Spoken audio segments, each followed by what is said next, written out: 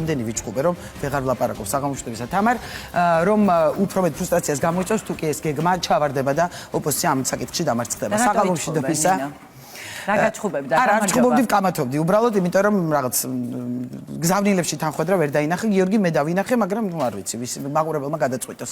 გასაგებია, მე მინდა რომ იმას დავუბრუნდე, იმიტომ რომ ძალიან კი, ამ თემას აუცილებლად შევეხები თქვენთანაც. კი ბატონო, უბრალოდ ვარემ რადგან ცხელია, ვარემ რადგან ცხელია. თქვენ თუ ხედავთ გზავნილებში თანხwebdriverს, მოდი აი მარტინ კითხვას დავსვამ და მიპასუხეთ რატომ არა. გზავნილებში თანხwebdriverს ქართულ ოცნებასთან ვერ ვხედავ, იმიტომ რომ ქართული ოცნება დღესაც რო ჩაიხედოთ მათ წესდებაში არის სოციალისტური ძალა. ტრამპი ერჩის სოციალისტებს. ხო, ეს კონსერვატორობა ხო. მოგონილი, არა, ანუ კონკრეტულად შენ ხო ესე ვერ ამოგლე, ჯანო, კონტექსტი უნდა გაითვალისწინო, ხო? ქართული ოცნება პროჩინური ძალა, ტრამპი ებრძვის ყველას, ვინც არის ჩინეთის მოკავშირე. ქართული ოცნება ირანში დადის სატირალში და ჰამასის ლიდერების გვერდზე დგება და ფოტოოპები აქვს მათთან ერთად და ტრამპის ადმინისტრაცია ებრძვის ირანის ყველა მოკავშირეს. ახალი ადმინისტრაციის პირობებში ეს ჩემი კითხვას არ ამას ეხებოდა. გააქვთ რაიმე ტიპის მოლოდინი, ამ წუთას ჩვენ შეჩერებული გვაქვს სტრატეგიული პარტნიორობა ხო ამერიკასთან და ხელისუფლება ელოდებოდა ძალიან ტრამპის გამარჯვებას. კი ბატონო. აი ეს მოლოდინი გამართლდება, როგორ ფიქრობთ? ანუ შესაძლოა რაღაც ნაბიჯები, გზავნილები, არ ვიცი, სიგნალები იყოს. რაღაცას რო ელოდები ინაუგურაციაზე მაინც უნდა დაგიძახოს, ხო, თავის ინაუგურაციაზე. ან მაგისმა შვილმა დაგიძახოს, მაგალითად, რატო იყო სალომე ზურაბიშვილი ტრამპ ჯუნიორის წვეულებაზე და რატო არ იყო ირაკლი კობახიძე, ხო? რატო მიდის სალომე ზურაბიშვილი მიუნხენის კონფერენციაზე და რატო არ მიდის ყაველაშვილი, ხო?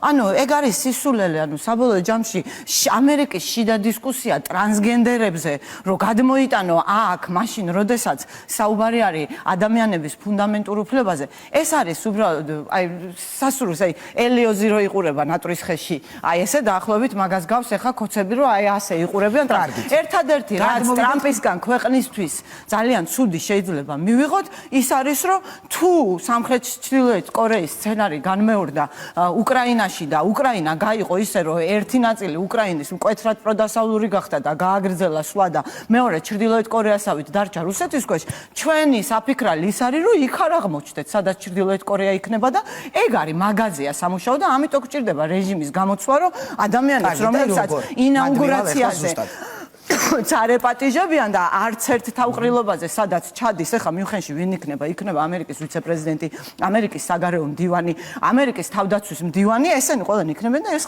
ამ ხალხს ნახავს სალომე ზურაბიშვილი. ამ ხალხს ვერ ნახავს ბიძინა ივანიშვილი. დასანქცირების მოთხოვნით, ეს არის ძირითადად კონფერენციაზე ანუ დასანქცირების მოთხოვნით ამ შემთხვევაში იცვლება, ანუ თუ კი მანამდე ბიძინა ივანიშვილის სანქცირება იყო თავი და ადევს თან ბიძინა ივანიშვილს ხო სანქცია.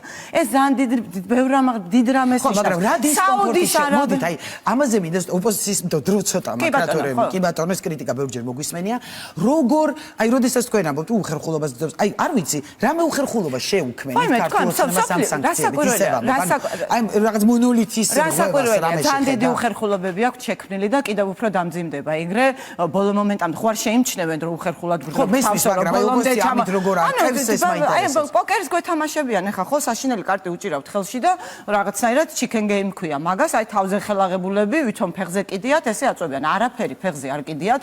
ის რომ ამ სოფლიოს ყველაზე ძლიერი სახელმწიფო სანქცია ადევს ბიძინა ივანიშვილის შუბლზე. ქართული ოცნების ამორჩევლისთვის ნიშნავს იმას, რომ ბიძინა ივანიშვილმა თავი ვერ დაიცვა. თავი ვერ დაიცვა და თავისი ხალხი როგორ უნდა დაიცვას, ან ქართული ოცნების, ანუ რეჟიმის საყრდენები როგორ უნდა დაიცვას, ხო? ეს ნიშნავს პირველ რიგში ამას.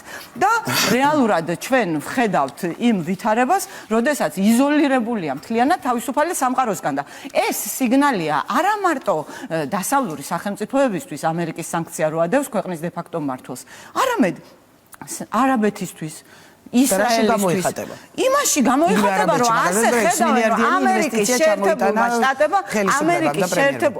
შეერთებულმა შტატებმა არსებულ მთავრობასთან ურთიერთობა დაასრულა, მაგას ნიშნავს. როდესაც პარტნიორი ქვეყანა სანქციას ადებს ქვეყნის მმართველს, ის ურთიერთობა დასრულებულია და ამერიკის არამეგობრებთან ასე ურთიერთობის გაბმა არც ანტიამერიკულ რეჟიმებსაც კი არ უნდათ.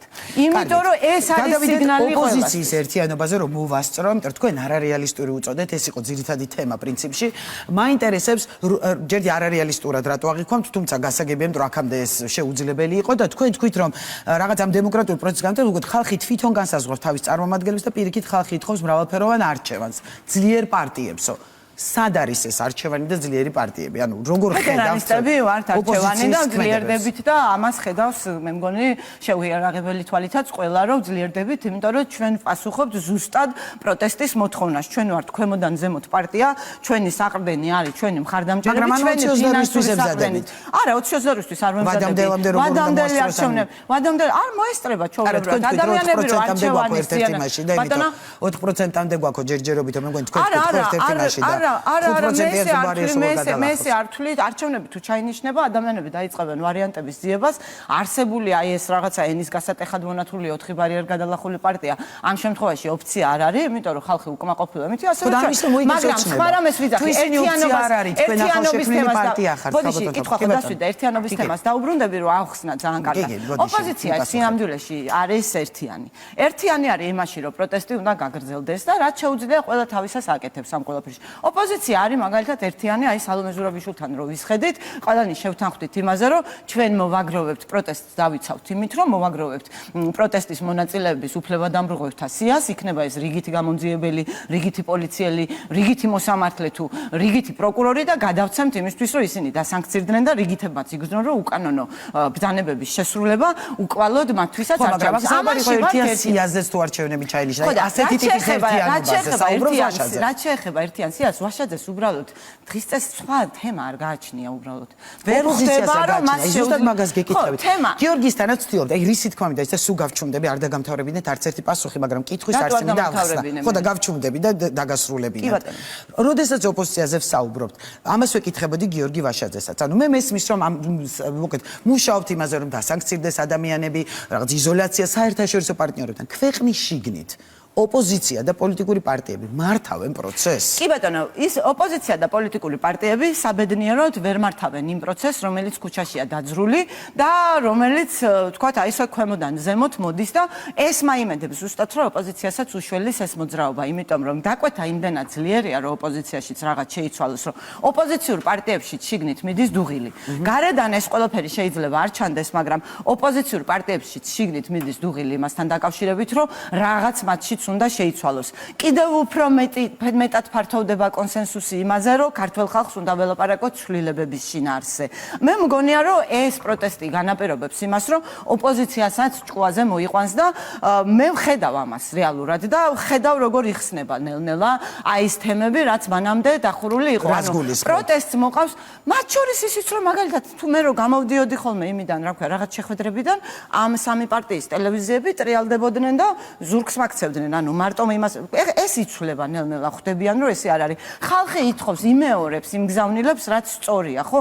ანუ მე იმას, რასაც თქვა 9 წელია ვიძახი, დღეს ვიგებ სრულიად ჩემთვის უცნობი ადამიანებისგან, რომლებთან მე საერთოდ არ მისაუბრია, იმიტომ რომ როდესაც ურემი გადაბრუნდა, მე იმას ვიძახდი, რასაც ხებზე უკეთ ვხედავდი, იმიტომ რომ ეს ჩემი პროფესია, მაგრამ როცა ურემი გადაბრუნდა, ის პრობლემები ყველამ დაინახა და დღეს ოპოზიცია ვერ გაუძლებს იმას, რომ ამ ხალხის დაკვეთა არ შეასრულოს. ამიტომ ეს აუცილებლად მოხდება და ვინც ამას არ წაყვება ხალხის დაკვეთას, რომ შინაარსზე მეტი ელაპარაკონ იმ პრობლემებზე, რაც ხალხს აწუხებთ. უპასუხონ მათ შორის ომის შის, ხო? იმიტომ რომ მათივე კვლევა მოწმობს იმას, რომ 53%, 87%-ს უნდა ევროკავშირი, 75%-ს უნდა ნატო და ამასობაში 53% ისევ ნეიტრალიტეტზე საუბრობს, ხო და ჩვენ უნდა აუხსნათ ამ 53%-ს, რომ ოკუპირებულ ქვეყანაში საკუთარ ომში ნეიტრალური ვერ იქნება. ეს ხო გრძელვადიანი პროცესია, აი ამის თქმას, ეს რო იყოს მზადება 28 არჩევნებისთვის თქვენი მხრიდან. რაღაც პარტიები იქნება, გარდა იქნება. ან ეს ყველაფერი როგორ უნდა მოესწროს? თქვა, მაგრამ იხილავს ხელისუფლება. არ არის დაინიშნა ადამიანები არჩევნები. არ არის ეს ყველაფერი გრძელვადიანი პროცესი, იმიტომ რომ დაკვეთა იმაზე, რომ რაღაც უნდა შეიცვალოს, აქვს ქართული ოცნების ამორჩეველსაც. ქართული ოცნების რეალურად ეს კრიზისი, რაც ქუჩაში მიმდინარეობს, ეს კრიზისი ხო ბიძინა ივანიშვილმა შექმნა 28 ნოემბრის გადაწყვეტილებით. იმიტომ რომ ქართული ოცნების ამორჩევლის მნიშვნელოვანი ნაწილიც არის პროდასავლური და რაღაცა ბევრი მიზეზის გამო, საკუთარი ინტერესების გამო, სტატუს-კვოსადმი ბუნებრივი მიკერძოების გამო, ალტერნატივის უვარგისობის გამო წავიდა და ქართულ ოცნებას მიცა ხმა, ენდორო ღირსებით თუ მშვიდობით ევროპისკენ მიდიოდა და სულში ჩააფურთხა იმათ. ბიძინა ივანიშვილი გამოვიდა, შეხო პროდასავლური ხარ. რა თქმა უნდა. მე 28 ნოემბრის გადაწყვეტილება შენ მოგეწონა? მე კითხვებზე არ ვპასუხობ, თუმცა ხო კითხვები იყო, მაგრამ ნუ გავიგე რომ კი არა მეოთხეც ქართული ოცნების ამომრჩევლის მნიშვნელოვან ნაწილს ეს არ მოწონს. ჩვენ უნდა ველაპარაკოთ იმათ. ანუ რეალურად დასავლეთთან მეტი ურთიერთობა ურჩევნია ყველა ადამიანს. მეტი ურთიერთობა კი არა, დასავლეთი მიაჩნია საქართველოს. არა, არათუ თავად პარტნიორია საქართველოს მიაჩნია ევროპის ნაწილად. და რა ვიცი მე გორგასლის ანდერძიდან მოყოლებული, ეგრისის სახალხო კრებიდან მოყოლებული თერგდალეულებიდან მოყოლებული, სადაც მიდიოდა ისევ იქ მიდის. მათ შორის არის ქართული ოცნების ამორჩეველიც. მე მჯერა რომ ქართული ოცნების ყველა კვლევით სადღაც 80-85% უჭერდა მხარს დასავლეთს და მათ შორის ხო ქართული ხალხები არიან. დღეს როცა ესეთი ვითარება არის, რომ კრიზისს ხედავს, კრიზისის აღქმა აქვს მოსახლეობის უდიდეს უმრავლესობას, ეს კრიზისი იცის რომ ბიძინა ივანიშვილმა შექმნა ეს უდიდესი უმრავლესობა, იმიტომ რომ მუდმივად ხელისუფლებაც ხშირად ამბობს, აი სად არის აბა ხალხი. მე არ გულისხმობ ყოველდღიურ პროტესტს, არ მინდა რომ მაყურებელს გაგოს ხედავ რა თქმა უნდა რომ ყოველდღიურ უსტაველზე პროტესტია, მაგრამ აქ არის საუბარი აი ქართველი ერი, ქართველი ხალხი, ხო, როდესაც ოპოზიცია საუბრობს, ხელისუფლება მუდმივად ამბობს სად არის ეს ჟურნალისტი ხარ და ბოლოს როდის გახსოვს ესეთი ხანგრძლივი, ანუ ესეთი ხანგრძლივი პროტესტი არ მახსოვს, ნამდვილად ეს საკნების აქცია იყო ნაციონალური მოძრაობის დროს რაღაცა ძალიან გრძელი მახსოვს ბევრი დღე. ერთადერთი მიზეზის გამო, იმიტომ რომ ქუჩა ჩააკეტინეს საკნებით და მაგიტო გაგრძელდა, ხო? დანარჩენი უსტაველს კეტავენ ადამიანები, ხო, ანუ გადაკეტომიდის. საკნები რკინის ჯიხურები კი არ დგას, ადამიანებიდან და ადამიანები კეტავენ და არაკეტინებენ თან და სანამ საკმარისი რაოდენობა არ მივა და ის რაოდენობა მიდის, რომელიც ზუსტად საჭირო არის იმის ჩასაკეტად, ხო? ეს ყველაფერი ხო არსებობს. ამ მასშტაბის პროტესტი, აი რაც საქართველოში მიდიოდა მთელი დეკემბრის განმავლობაში, ამდენი ხალხი რუსთაველზე. ვინმეს უნახავს? შენ თვითონაც ხო ამბობ, რომ 80%-ის არჩევანია ევროპა. როდესაც ხელისუფლება ამასაჩვენებს, თქვენიც, იმათიც, ამათიც, ოხრებისაც, საერთაშორისოც ქართულიც, ხო? მათ ჩააფურთხა სულში 80%-ს, მათ შორის ქართული ოცნების ამორჩეულს და ეს კრიზისი არსებობს და რეალურად ჩვენ დღეს ვართ იმ ვითარებაში, როდესაც ქართული ოცნება ირყევა, ქართული ოცნების შიგნით ხდება ბზარები, ქართულ ოცნებას, ანუ რეალურად ადამიანები ხშირად გადაწყვეტს ხოდამპერდი დავასრულებო. რეალურად ქართული ოცნების ამორჩევლები ხმას იმიტომ კი არ აძლევენ ქართულ ოცნებას მაინდა-მაინც რომ ღირებულებებით ეთანხმებიან. იმას მიიჩნევენ ძლიერ ძალად. ხო დღეს ამაში ეჭვეპარებათ. ანუ ერთი რომ ბიძინა ივანიშვილმა თავის თავს ვერ უშველა, მეორე რომ ბიძინა ივანიშვილმა თვითონ შექმნა კრიზისი, რომელსაც ვერ აგვარებს, ხო? და თან რაც თორია ოპოზიცია ამ ყველაფერთან არაფერ შუაშია, იმიტომ რომ ოპოზიციას რო შეძლებოდა კრიზისის შექმნა, ოპოზიცია ამას იზავდა არჩევნების მერე. ოპოზიციამ თავისი ამორჩეველიც ვერ და მაგრამ ეს მინდა კითხოთ რომ ბოლოსკენ ბიძინა ივანიშვილმა გამოიწვია ეს კრიზისი, ბიძინა ივანიშვილი ვერ აგვარებს ამ კრიზისს, ბიძინა ივანიშვილმა ვერ უშველა საკუთარ თავს და შუბლზე ადევს მსოფლიოს უძლიერესი სახელმწიფო სანქცია, რომელსაც ანგარიშს უწევს. მნიშვნელობა არ აქვს ეს საუდის არაბეთი იქნება, ისრაელი იქნება თუ სხვა იქნება და რეალურად თუ თავს არ უშველა ქართული ოცნების ამომრჩეველმა, ხო? ჩაითრევს, ანუ ყველაზე მნიშვნელოვანი, ანუ ამ ქვეყანას ჩაითრევს იქ, სადაც მათ ყოფნა არ უნდათ. და რას იზამს ოპოზიცია და რახან ოპოზიციას წარმოადგენთ, ამიტომ გეკითხებით. ოპოზიციის გეგმა, ანუ რა არის ფედერალისტებს, მაგრამ ხელისუფლების ოპონირებას ხო ეწევით, ამიტომ ვაბობ. რა არის თუნდაც ფედერალისტების გეგმა, მაგრამ ზოგადად ოპოზიციის, ანუ თავარი სამოქმედო გეგმა, როგორც ხვდები ახლა, არის კრიზისის შექმნა, ან კრიზისის განცდა. ხო თქვით რომ პროტესტი ივანიშვილმა და ეს კრიზისი ამ კრიზისის თვალსაჩინოება უნდა გაგრძელდეს იმისთვის, რომ ამომრჩეველმა დაინახოს, რომ ბიძინა ივანიშვილი კრიზისს ვერ აგვარებს, მათ შორის ქართული ოცნების ამომრჩეველმა და დაიწყოს დომინოსავით ჩამოშლა, ანუ ახალი ძალა ეძებოს. ამ პროცესში დაზიანდება თუ არა ქვეყანა? ანუ ეს კრიზისი, პოლიტიკური კრიზისი. ბიძინა ივანიშვილი აზიანებს უკვე. ხოლოდ არა ოპოზიცია, არა პროტესტი. რაც ხდება დღეს ქვეყანაში, ამაზე პასუხისმგებელი არის ერთადერთი ადამიანი, ბიძინა ივანიშვილი და მისი მარიონეტები. ოპოზიციას რო რამე შეძლებოდა და ესეც ის ყველა გონიერმა ქოცმა, რომელიც ის რომ მე მართალს ვიძახი. ოპოზიციას რო რამე შეძლებოდა, კრიზის შექმნიდან 26 ოქტომბრიდან 25 ნოემბრამდე. და 25 ნოემბერს ისეთი ვითარება ვნახე მე, ეგეთი სასოწარკვეთა ოპოზიციის მე არასოდეს არ მინახავს. რომ არა ბიძინა ივანიშვილის განცხადება 28 ნოემბერს.